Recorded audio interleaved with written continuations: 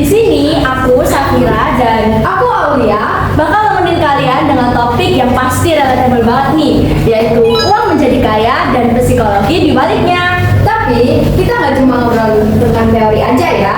Nanti bakal ada sedikit drama buat bikin suasananya lebih hidup. So, stay tune!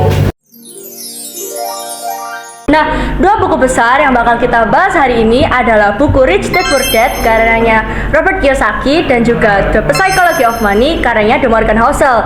Nah, dari dua buku ini kita itu belajar guys, kalau kaya itu bukan cuma soal angka di rekening. Betul banget, tapi juga soal mindset dan keputusan kita sehari-hari. So, jangan kemana-mana dulu ya. Karena di segmen ini kami berdua bakal ceritain drama singkat tentang seorang pria yang hidupnya berubah gara-gara pelajaran soal uang. Bayangkan, seorang pria bernama Adit berusia 30 tahun, hidupnya miskin, pinjol, main judi pula. Ada tagihan kredit 10 juta. Kapan bebas dari semua ini? Astaga, uang aja semua. Kapan bisa gue bayar? Masa gue bayar pakai nyawa?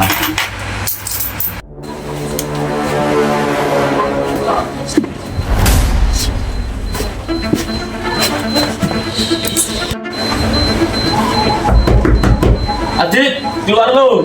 Jangan pura-pura nggak ada di rumah. Ya bro, terus apa tentang itu, please.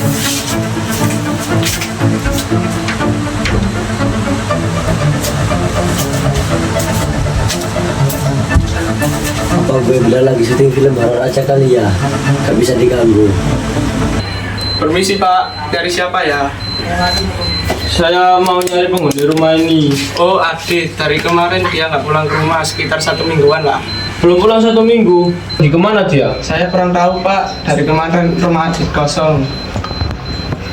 Oh gitu ya. Ya udah, terima kasih infonya Pak. Ya Pak, sama-sama. Adit mulai merasa lelah dengan gaya hidupnya, sampai suatu hari di kafe, dia ketemu teman lamanya, Bima, yang dulu biasa-biasa aja, tapi sekarang hidupnya jauh lebih mapan dan tenang.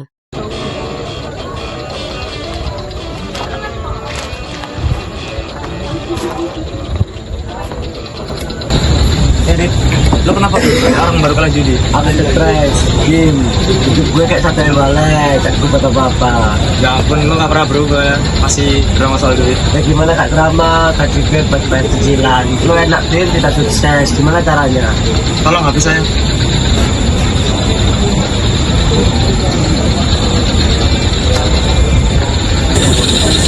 Lo pernah dengar buku Rich Dad Poor Dad? Ini buku apa? Buku apa? Buku ini ngajarin cara berpikir orang kaya sama orang biasa. Terus apa hubungannya sama aku? Nih, menurut buku ini, orang kaya tuh fokus beli aset, sedangkan orang biasa kayak lu fokus bayar utang. Duitku buat bayar listrik, bayar makan, sampai punya motor. Itu aset kan? Salah itu kewajiban. Aset tuh yang bikin duit lu makin bertambah, bukan berkurang. Seperti tabungan. Salah juga tabungan itu bagus, tapi nggak bikin duit lu bertambah. Aku juga dulu sama kayak kamu, nggak punya duit, nggak ada pikiran tersebut. Tapi kamu kan sekarang sukses. Gimana rahasianya? Nggak ada rahasianya, gue cuma mulai disiplin sama diri gue mulai sisihin duit gue buat investasi dan mulai stop beli hal-hal yang tak perlu. Gue sih belum siap. Makasih banyak. Kalau lo nggak beli sekarang kapan lagi gitu? Oke, aku kan bakat mantap di sini. Tapi kalau gue gagal, lo gue cari bakatnya shopping siap kami. Deal. Tapi gue yakin lo nggak bakal gagal kalau lo serius. Percakapan itu terus membekas di kepala Adit. Malam itu dia cari tahu soal investasi, dan ternyata semuanya bisa dimulai kecil-kecilan. Pelajaran penting dari The Psychology of Money adalah bahwa kesuksesan finansial bukan soal IQ tinggi, tapi soal sabar dan konsisten. Gimana teman-teman? Adit adalah contoh nyata banyak orang. Kita sering terjebak di lingkaran kerja keras, dapat gaji, tapi habis untuk gaya hidup. Tapi kaya. Nah, seperti katanya Kiyosaki tuh, ini tuh bukan cuma soal membangun sebuah aset, tapi pertanyaannya, sudahkah kita membuat uang itu bekerja untuk kita? Nah, guys, aku tuh suka banget tuh sama konsepnya buku The Psychology of Money, karena mereka tuh bilang kaya itu nggak kelihatan, Karena orang yang benar-benar kaya, biasanya mereka itu nggak pamer. Bener banget, mereka itu mengelola uangnya dengan tenang. Mereka sabar dan mereka tahu kapan ambil resiko. Bukan soal apa yang terlihat mewah, tapi apa yang kamu simpan untuk masa depan. Jadi teman-teman, mari belajar dari Adi. Kita nggak perlu langsung punya properti mewah dan saham gede. Yang penting kita mulai dulu. Nah, kalau belum punya investasi, sisihin uang dulu buat belajar. Tapi kalau pengen nabung banyak, ya harus mulai dari kecil dong. Kuncinya adalah konsistensi. Betul banget. Nah, sekarang kami berdua mau kasih tantangan kecil nih buat kalian. Setelah dengar podcast tadi guys, coba tulis di kertas atau di catatan HP kalian.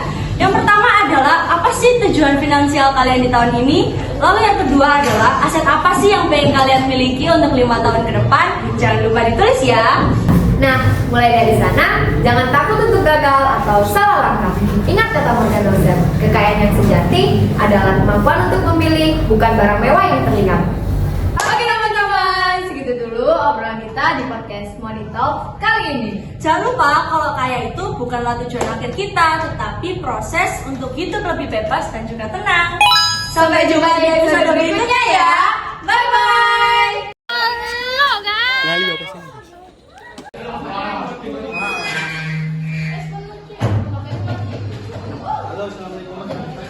Halo, nama siapa ini? Dari Mas Aksen. Dari Surabaya. Iya, dari Surabaya.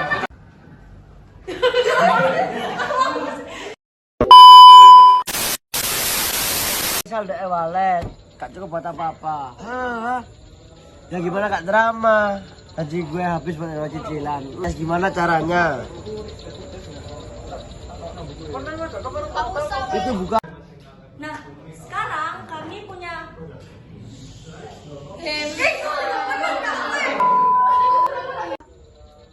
Edit, lo kenapa duduk kayak orang baru kalah judi? Gue stres Bim, gimana guys? Ya Allah.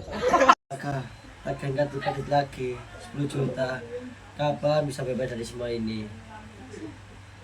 Duit dikit duit